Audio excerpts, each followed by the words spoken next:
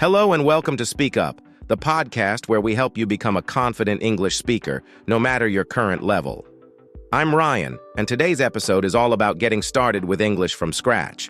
Whether you're just beginning or you know someone who is, we're going to share some practical steps that you can apply immediately to build your skills and boost your confidence. We'll cover everything from learning the most basic vocabulary to practicing daily conversations and using language tools effectively. So if you've been wondering how to take the first step toward learning English, this episode is for you. Hi everyone, I'm Priya, and I'm excited to share my journey of learning English with you.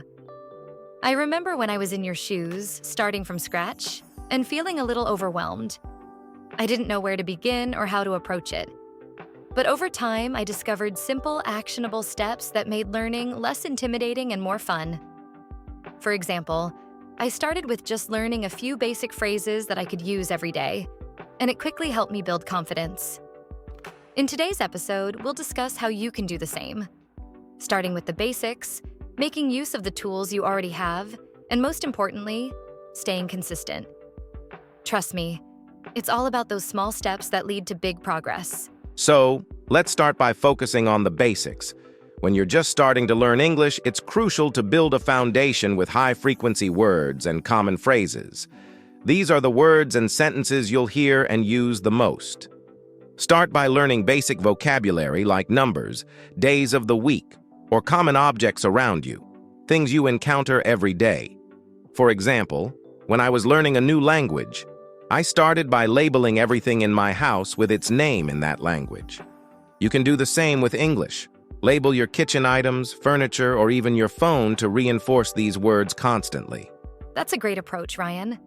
I did something similar when I started. I focused on the words and phrases I knew I'd use often, like hello, thank you, good morning, and basic introductions like my name is Priya. These simple phrases help you engage in everyday conversations from day one.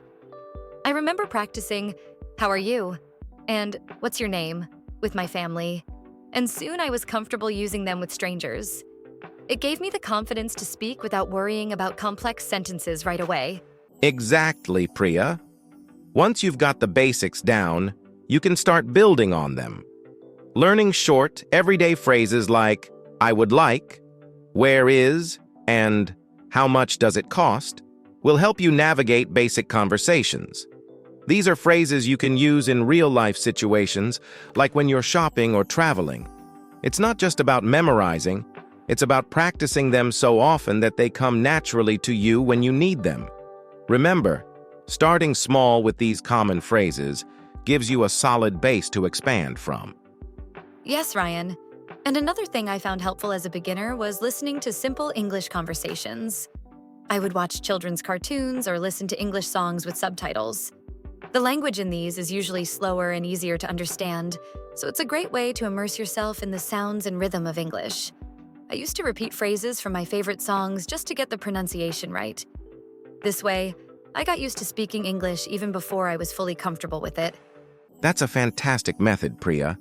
And speaking of listening, one practical tip I always share with beginners is to start listening to short news clips or podcasts that are specifically made for English learners. These are often spoken slower and use simpler language. For instance, you can find English news for beginners on YouTube or in podcast apps, and even listening for 10 minutes a day can help you improve. Even if you don't understand everything at first, it's important to get used to the flow of the language. Over time, you'll notice that words and phrases start to become familiar. Exactly. And you don't have to wait until you understand everything. Just by being consistent with listening and repeating, your brain will start to pick up patterns naturally. For example, I used to listen to short English podcasts on my way to work. And although I didn't understand everything in the beginning, after a few weeks, I started recognizing more and more words. It's about creating habits that keep you connected to the language every day. Consistency really is the key here. Another great way to stay consistent is by setting specific learning goals. For beginners, it's easy to get discouraged if you don't have clear objectives. So I always recommend setting small, achievable goals, like learning 5 new words a day or practicing 1 new phrase until you feel confident using it. For example, you could decide, This week, I'll learn how to introduce myself and ask someone's name in English. Once you hit these small goals, you'll feel more motivated to continue because you can see your progress. That's such good advice, Ryan. Setting goals really helped me stay on track, especially in the beginning. I remember my first goal was just to learn how to talk about my daily routine in English. I practiced sentences like I wake up at 7 a.m. or I go to work at 9. Once I could confidently say those, I felt more ready to try other topics. The key is to make your goals achievable so you don't feel overwhelmed. Break it down step by step, and soon you'll be surprised at how much you've learned. Exactly, Priya. And don't forget to celebrate those small wins. Learning a language is a long process, and it's easy to get discouraged if you're always looking at the big picture. But every time you learn a new word or complete a small conversation, that's progress. Reward yourself for sticking with it, even if it's something as simple as watching a movie in English or treating yourself after a week of consistent practice. These small victories will keep you motivated to continue. Now that we've covered the basics of vocabulary and phrases, the next step is to immerse yourself in English as much as possible. Immersion doesn't mean you have to move to an English-speaking country. It's about surrounding yourself with the language in your daily life. One way to do this is by changing the language settings on your phone, computer, or social media to English. It may seem simple, but this small change exposes you to new words and forces you to interact with English regularly. When I started learning a new language, I switched my phone's language, and within a week I was picking up words I hadn't even intentionally studied. I love that tip, Ryan. I did the same thing when I was learning. It felt a bit strange at first, but I quickly adapted. Another way I immersed myself was by listening to English during routine activities, like cooking or commuting. I would play English podcasts, news, or even YouTube videos in the background while doing something else. At first, I didn't understand everything, but over time, I began recognizing more words. It's all about keeping the language in your environment as much as possible without feeling like you're studying all the time. Exactly, Priya. And the great thing about immersion is that it doesn't require a lot of extra time. You're just integrating English into things you're already doing. For example, instead of watching a show in your native language, you can switch to an English series or watch with English subtitles. Even if you don't catch everything at first, you'll still be exposed to sentence structure and common phrases. I recommend starting with shows or YouTube channels that speak slower or focus on beginners. This way, it's not too overwhelming. Another great way to immerse yourself is by practicing what you learn immediately. Whenever I learned a new word or phrase, I would try to use it in my daily life, even if it was just talking to myself. For example, after learning the phrase, "What time is it?" I'd ask myself that question throughout the day. Or, when learning words for food, I'd practice while cooking by saying the ingredients out loud in English. This helped reinforce what I learned and made the language feel more natural to me. That's an excellent approach, Priya. Using English in practical situations is key. One method I often recommend to beginners is talking to yourself in English. It may feel awkward at first, but it's a great way to practice thinking in English without the pressure of someone listening. For example, if you're doing something simple like making breakfast, narrate your actions. "I'm making coffee," or "I'm adding sugar." This helps you get used to forming sentences and boosts your confidence in using the language. The more you practice thinking in English, the easier it becomes to speak when you're in a real conversation. Exactly. And you can even take it a step further by imagining conversations. I used to imagine myself in situations like ordering food at a restaurant or asking for directions in English, and I'd practice what I would say. This way, when I was actually in those situations, I already had the phrases ready. It's a bit like role-playing in your head, and it's a simple but effective way to prepare for real-life conversations. It also helps reduce the anxiety of speaking because you've already practiced the situation before it happens. And that brings us to another great immersion technique: finding opportunities to practice with real people. You don't have to wait until you're fluent to start speaking with others. You can practice simple conversations with friends, family, or even language partners online. There are plenty of apps and websites where you can find people willing to chat in English. The key is to start speaking early, even if you only know a few phrases. I found that the more I practiced with real people, the quicker my confidence grew, and I learned much faster through interaction. Absolutely, Ryan. When I started, I practiced English with my sister, even though we both were beginners. We'd have simple conversations about our day, even if we made mistakes. It didn't matter that it wasn't perfect. The point was to practice speaking regularly. Another thing that helped was joining online communities for English learners. I joined a Facebook group where people posted in English, and I started replying to posts with short comments. It wasn't much at first, but it gave me the chance to practice writing and engaging in basic conversations. That's such a good point, Priya. The earlier you start engaging with others in English, the faster you'll improve. Don't worry about making mistakes. That's part of the learning process. One tip I always give is to embrace those mistakes because they're opportunities to learn. The more you interact with English, whether it's online or with friends, the more natural it will feel. Start with simple conversations and build from there, and soon you'll find that speaking English becomes part of your daily life. Now that we've talked about immersion, let's explore how technology can make learning English easier. These days, there are so many apps and online resources that can help beginners. For instance, apps like Duolingo or Babbel are great for building your vocabulary and practicing grammar. They're designed to be simple and engaging, and you can use them anytime, anywhere. When I was learning a new language, I made it a habit to spend 10 minutes each day on a language learning app. It's amazing how much you can pick up in just a few minutes a day. That's so true, Ryan. I also used Duolingo when I was starting out, and it really helped me get a grasp on the basics. The key is to be consistent. Spending even just 10 to 15 minutes a day on the app can make a big difference. Another tool I found really helpful was YouTube. There are countless channels dedicated to teaching English, especially for beginners.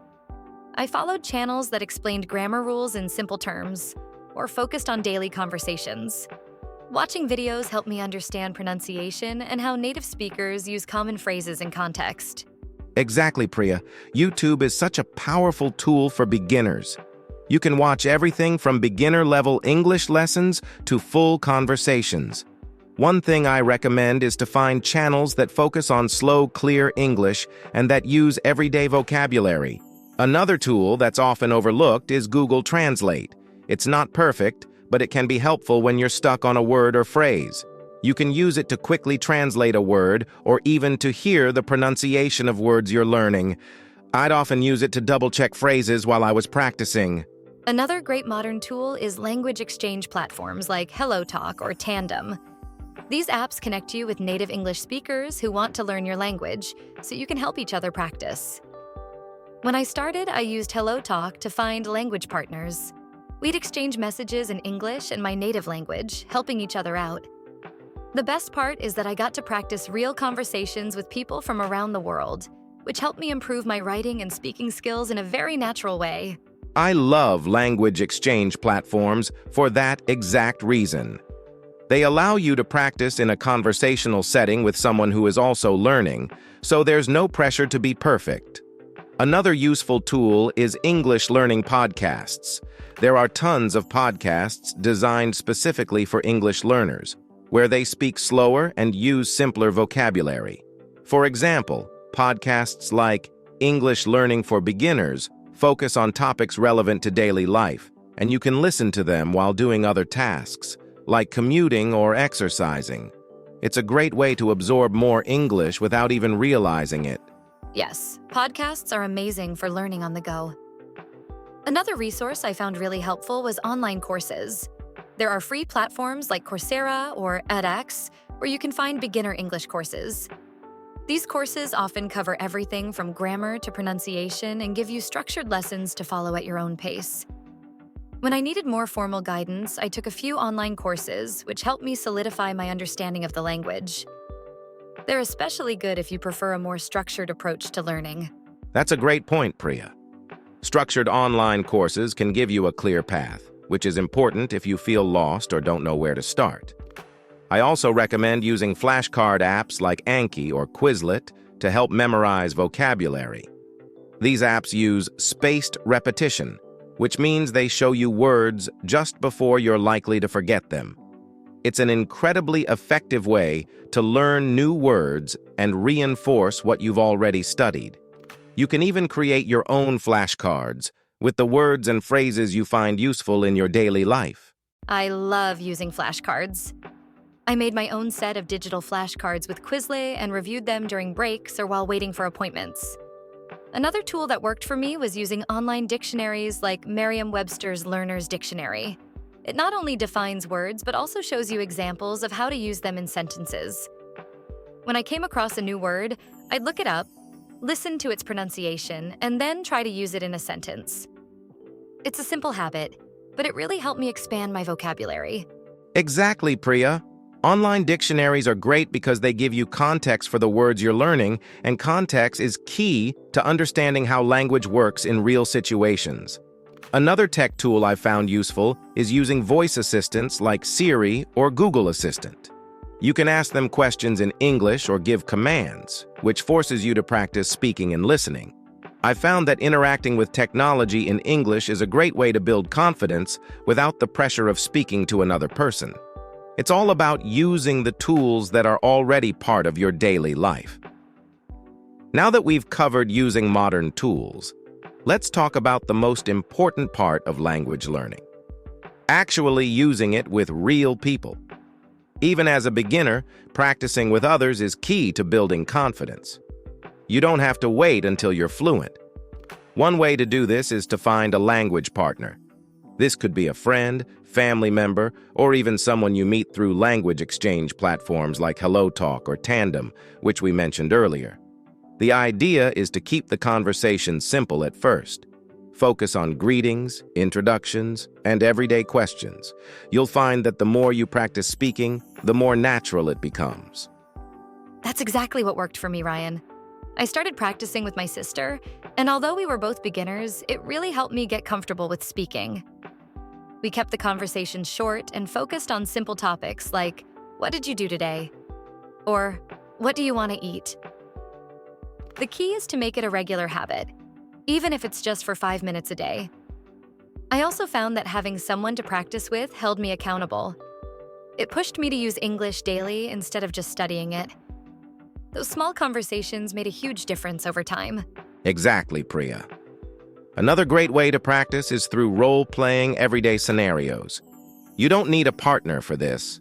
You can practice by yourself, imagining situations like ordering food at a restaurant or asking for directions. But if you do have a partner, you can role-play these situations together. For example, pretend one person is the customer and the other is the server, and go through the conversation in English. It's a fun, low-pressure way to practice speaking, and it prepares you for real-life situations. Plus, it helps you get used to thinking in English as you respond. Role-playing was a big part of my learning process, too. My friend and I used to practice ordering at a cafe or shopping in a store, where one of us would be the cashier and the other the customer. It was such a simple activity, but it helped me get familiar with the language used in those situations. The best part is that when I actually found myself in those scenarios, I felt much more confident because I had already practiced. It's about preparing yourself for the situations you'll most likely face when you need to use English. That's a fantastic way to approach it, Priya. Another strategy is to find online communities where you can practice with people from different parts of the world. Facebook groups or Reddit forums dedicated to English learners are great places to engage with others at your level. You can post questions, comment on discussions, and practice writing responses in English. This is also a great way to connect with others who are learning the language. You're not alone in this process, and being part of a community can be incredibly motivating. Definitely, Ryan. I joined a few Facebook groups when I was learning, and it really boosted my confidence. People in these groups are usually very supportive because they're learning too. I would post simple questions or share my progress, and the encouragement I received really helped me stay motivated. Plus, seeing other learners' experiences reminded me that we're all in this together.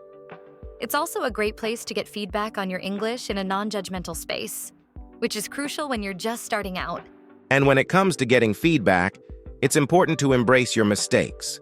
One of the biggest barriers to practicing with real people is the fear of making mistakes. But mistakes are part of the learning process. In fact, they're one of the best ways to learn because they show you what to focus on. I always tell learners to see mistakes as opportunities to improve. Whether you're practicing with a friend or online, don't be afraid to speak up. People are usually more supportive than we expect, and the more you speak, the better you'll get. That's so true, Ryan. I was always afraid of making mistakes in the beginning, but once I accepted that it's part of the process, I started improving much faster. One thing that helped me was to ask my language partner to correct me in real time. Whenever I made a mistake, she would gently correct me, and that immediate feedback was incredibly helpful. I learned faster because I could correct myself on the spot, and over time, I started making fewer mistakes. It's important to remember that no one expects you to be perfect. Everyone is learning. Absolutely, Priya. I also found that asking for corrections was one of the most effective ways to learn. Whether you're practicing in person or online, getting feedback helps you understand where you need improvement. And don't forget to celebrate the progress you make.